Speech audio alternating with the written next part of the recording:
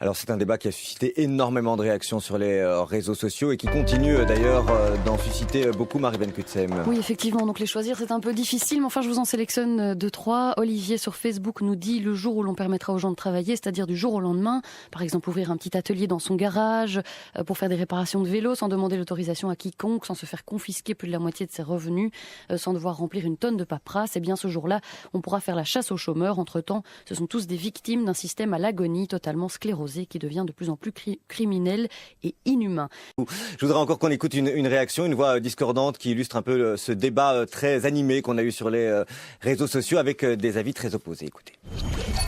Bonjour, c'est Quentin de Mons. Le problème en Belgique, c'est pas que les chômeurs ne cherchent pas de travail, c'est que plutôt que l'État leur interdit presque de travailler. Parce qu'avec le niveau de la fiscalité en Belgique, qui est presque le record du monde, combiné à la réglementation du marché du travail, au salaire minimum obligatoire, etc., en réalité, la personne qui a une productivité trop faible est exclue du marché du travail. Par exemple, est-ce qu'il est souhaitable qu'on interdise à un jeune qui vit encore chez ses parents, on l'oblige à travailler pour 1 200 € par mois, alors que ce serait pas un scandale si il gagnait 800 €.